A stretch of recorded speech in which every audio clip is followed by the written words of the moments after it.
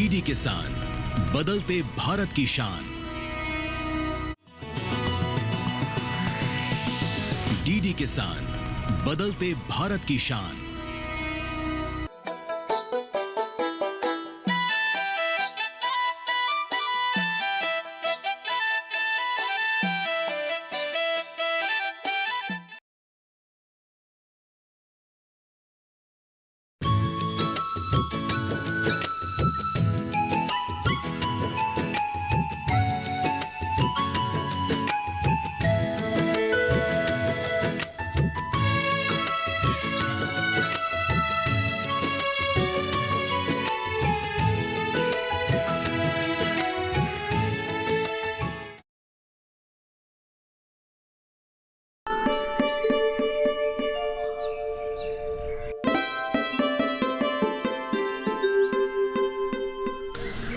सुधीजनों, ये रजत बरुआ है। इन्हें हमारे अस्पताल में चिकित्सक के रूप में नियुक्ति मिली है। पिछड़ा गांव होने की वजह से पिछले 2 सालों से हमारे यहाँ कोई डॉक्टर नहीं था। इस क्षेत्र के मरीजों की हालत बदतर हो गई थी। आपके योगदान के कारण हम लोग बहुत ही आनंदित हुए हैं। गांववासियों के स्नेह की निशान के रूप में इन्हें एक फुलाम गांव से अभिनंदन करते हैं।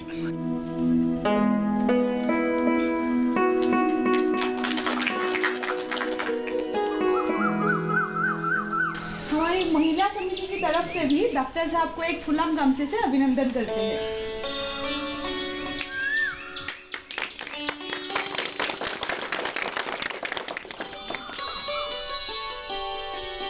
मेरा इस तरह सम्मानित करने हेतु मैं आप सभी के प्रति आभारी हूँ।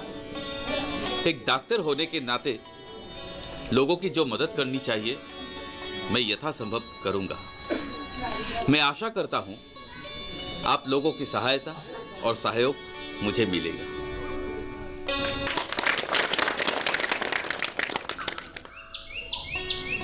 हमारी महिला समिति की तरफ से आपसे ये निवेदन है कि आप भी दूसरे डॉक्टर की तरह ट्रांसफ़र लेके इस अस्पताल से ना जाए। अगर आपको कोई असुविधा होगा तो हम सारे गांववासी आपके साथ रहेंगे।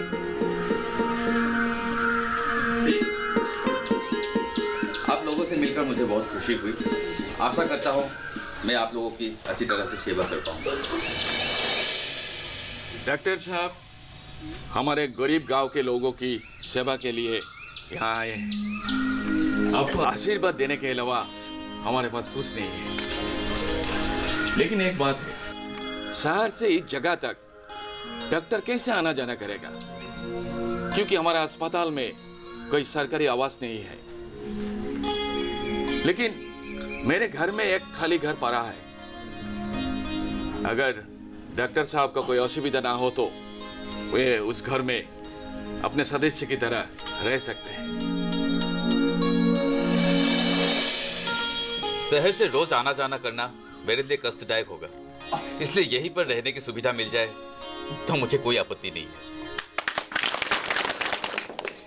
क्योंकि मैं इसी गांव के सेवा के लिए आया हूं, तो यहीं पे रहूंगा तो मैं आप लोगों की ज्यादा सेवा कर पाऊंगा। अतः मुझे यहाँ पे रहना अच्छा लगेगा।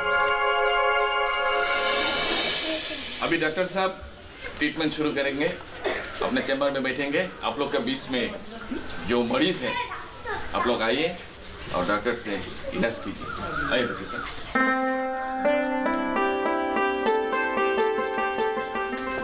ये आप करो। आइए।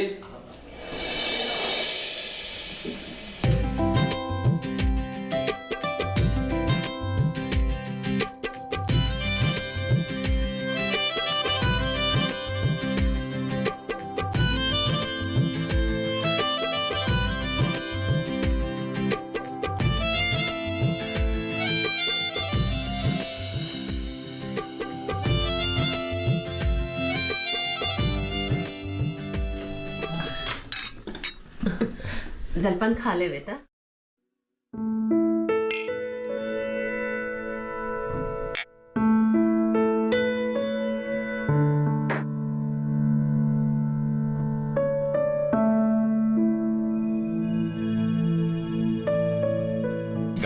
तरह से जलपान का स्वाद लिया जा सकता है।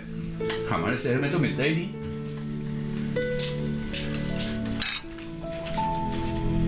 चाय लीजिए।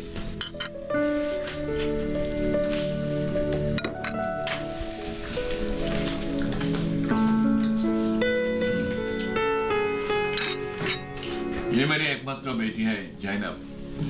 जी नमस्ते। बीए पास करके घर में ही बैठी है। कौन से कॉलेज से डिग्री की है आपने? Cotton college. जी मैं भी कॉटनियन हूँ। मेडिकल में सीट मिला तो वहाँ दाखिल हो गया। आपने एमए क्यों नहीं की? मैंने एंथ्रोपोलॉजी से मेजर लेके पास की है, लेकिन यूनिवर्सिटी में सीट नहीं मिली, इसीलिए आइडल से प्राइवेटली एमए करूंगी। बिल्कुल सही सोचा आपने। आजकल ऐसे ही बैठ के कोई फायदा नहीं, कंपटीशन का युग है।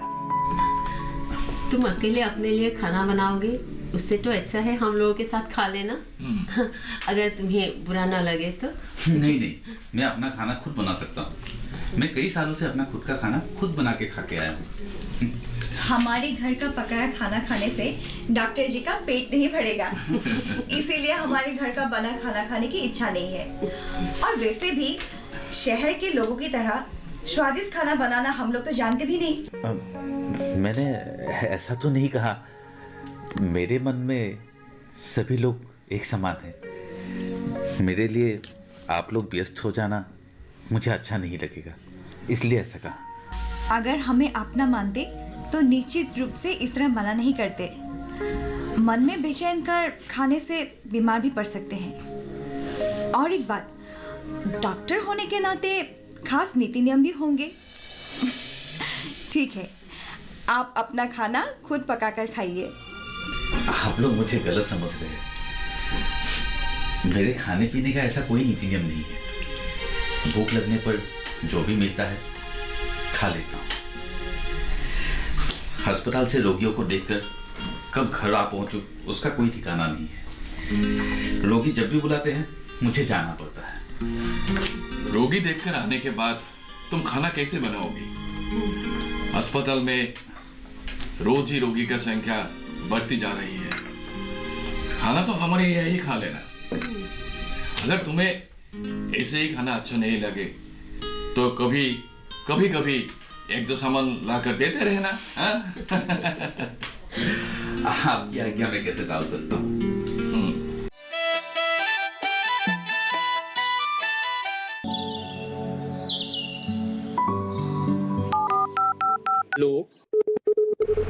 कार्यक्रम के पहले कॉलर जुड़ के हम इस बीच हमारे पास कुछ ईमेल्स भी आए हैं। सवाल पूछिए अपना। में जो मकान पैदा करेंगे इनमें कौन सी सावधानी बरतनी है? गर्म इलाकों के लिए आप HRM 99 इनसे आप कुछ फल ले सकते हैं। नीम के पेड़ पे जैस्मिन, फल उसको पूरी खुली धूप चाहिए। फसल में कीट लगा हो या कोई बीमारी, पशुपालन में हो कोई दिक्कत या चाहिए कोई जानकारी, फोन उठाइए, नंबर मिलाइए और कहें हेलो किसान। सोमवार, बुधवार और शुक्रवार शाम 6 से 7 बजे सिर्फ डीडी किसान पर।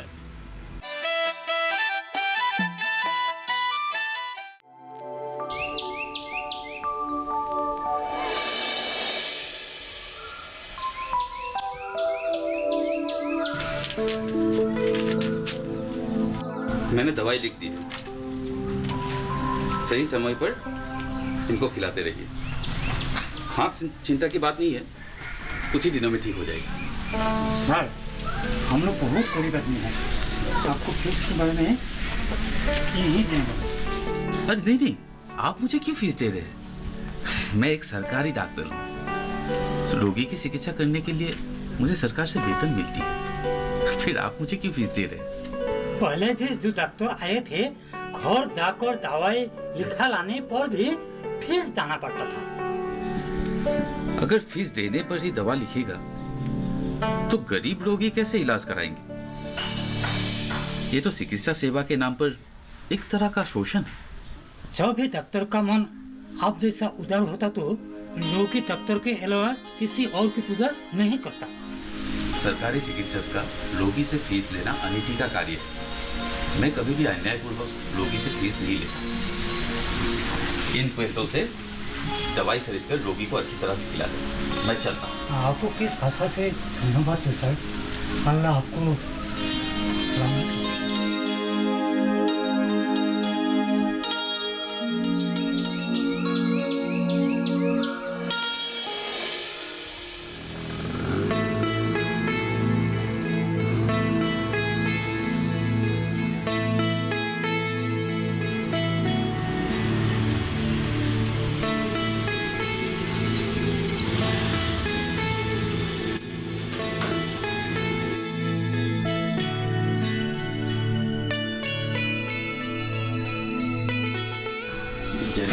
एक गिलास पानी पिलाना।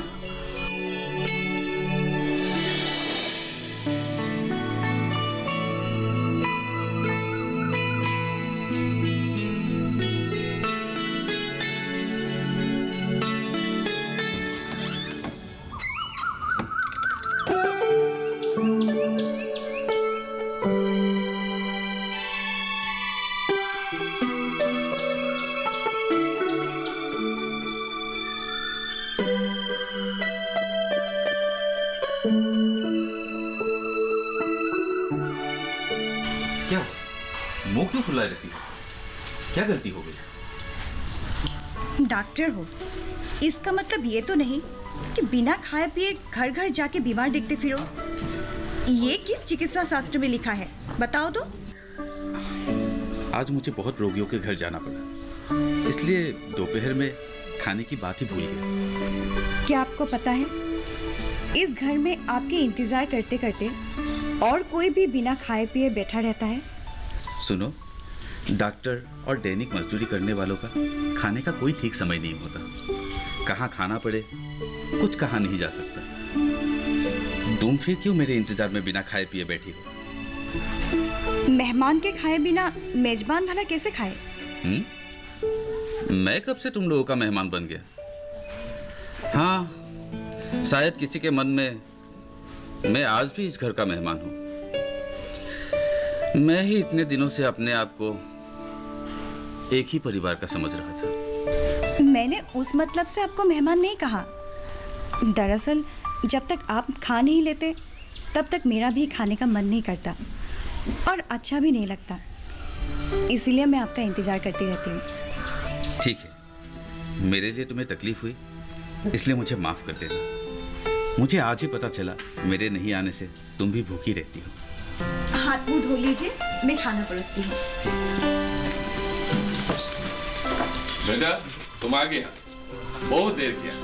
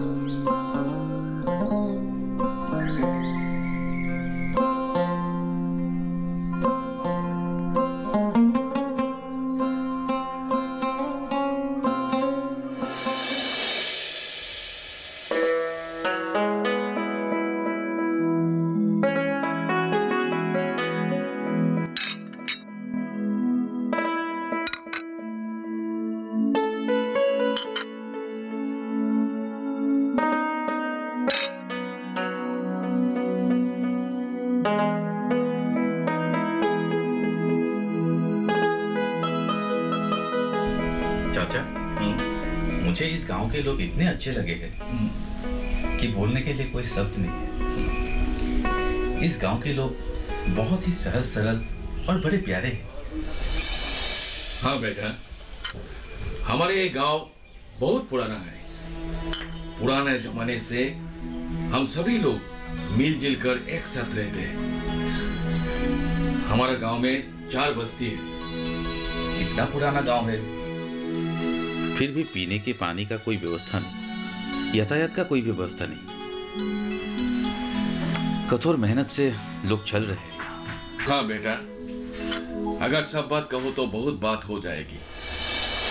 मेरे दादाजी ने आजादी के लिए तथा लगान वृद्धि के विरुद्ध आंदोलन करने के लिए पत्थरघाट गए थे।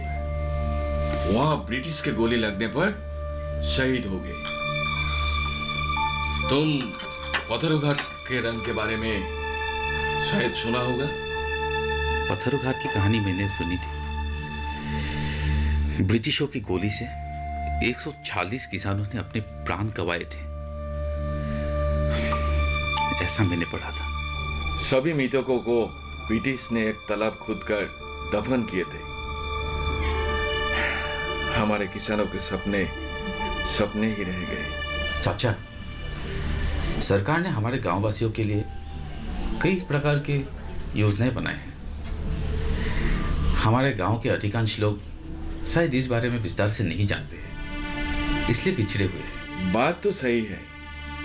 हमारे गांव के अधिकांश लोग किसान हैं, अपने काम में व्यस्त रहते हैं, सभा समिति में ज्यादा नहीं जाते, इसलिए शायद अनजान रहते हैं। चाचा जी, आप गांव वासियों को एक दिन इकट्ठा कीजिए। मैं कुछ सरकारी योजनाओं के बारे में बताऊंगा, इससे उन लोगों का फायदा होगा।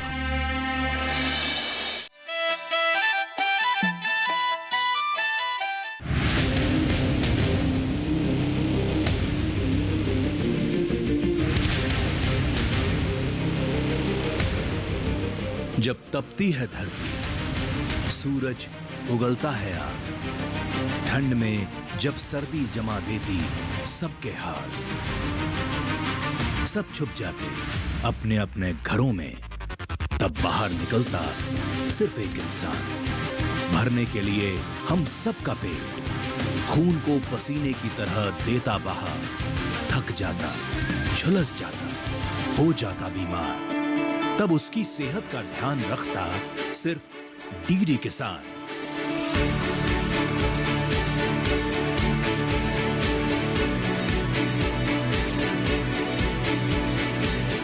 देखिए स्वस्थ किसान शनिवार शाम 6 बजे लाइव, सिर्फ दूरदर्शन किसान चैनल पर।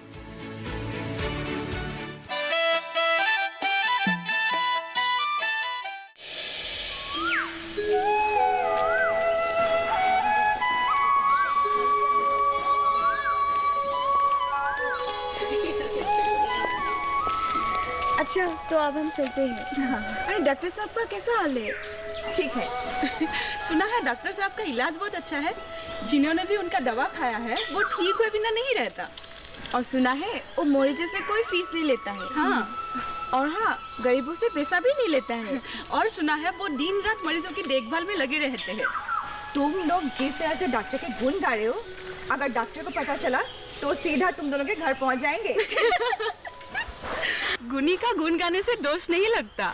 तुम्हारा नसीब अच्छा है कि ऐसे लोगों का खिदमत करने का मौका मिला। नेक बंदे के ऊपर अल्लाह का रहमत हमेशा होता है। अल्लाह उन पर रहम करे। जैनब, तुम अपने मन में अन्ना विचार मत लाना। समधर्मी हो तो कोई बात नहीं, अन्ना रूप से सोचना गुनाह होगा। फजीर की नमाज से लेकर मगरिब तक रोगी की सेवा करने वाले आदमी के बारे में अन्ना को सोचना भूल होगी। अच्छा, अब तुम लोग जाओ। हाँ। मैं भी चलती हूँ।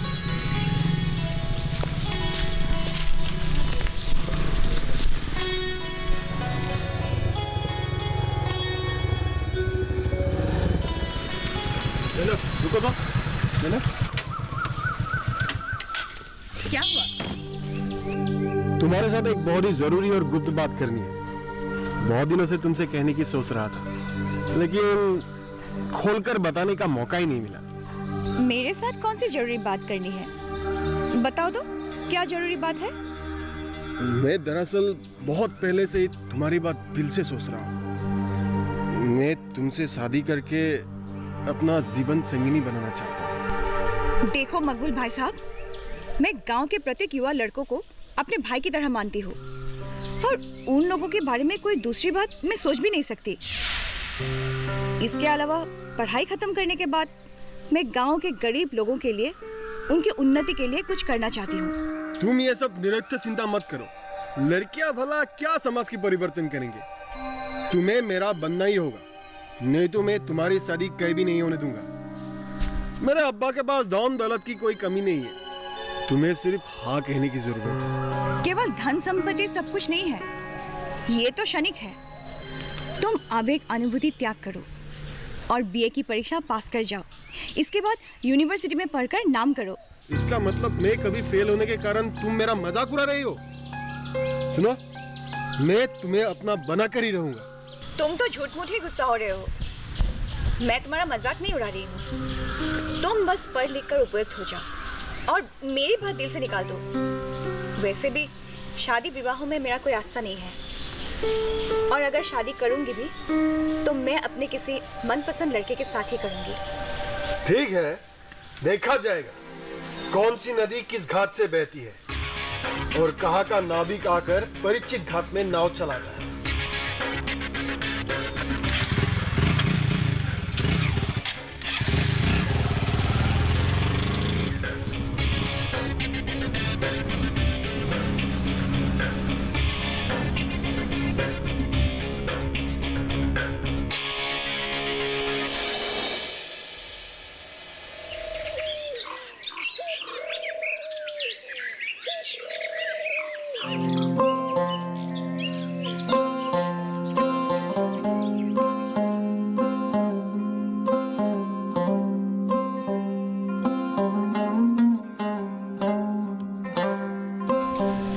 दोपहर को खाना खाने जल्दी आना बेटा।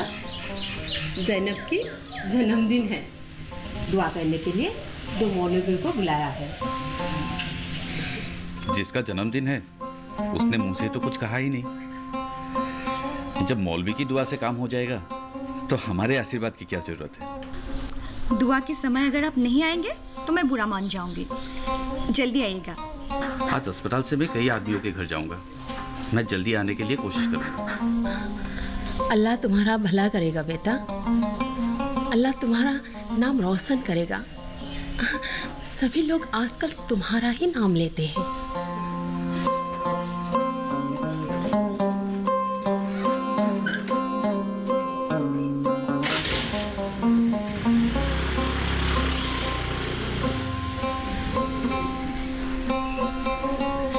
मेरा अपना ना बेटा होने पर भी बच्चों को अपना बेटा जैसा लगा, और तुम्हें भी एक बड़ा भाई मिल गया है। हाँ चलो चलो जल्दी करो, खाना बनाने का काम शुरू करो। मौलवी लोग इस जहर नमाज के बाद आ जाएंगे। जल्दी करो। आप लोग सभी जानते हैं हमारे असम प्रदेश अतीत से ही तात साल के लिए दुनिया भर में मशहूर है। असमिया युवती सपनों के चित्र तात साल में अंकन कर सकती है। वास्तु नगरी स्वालकुसी के एड़ी मुगा के कपड़े दुनिया भर में प्रसिद्ध है। हम लोग हर एक महिलाएं एक तात साल बनाकर कपड़े बुनकर अपनी जीविका उपार्जन कर सकते हैं। मैंने जो कहा था उसके बारे में क्या सोचा?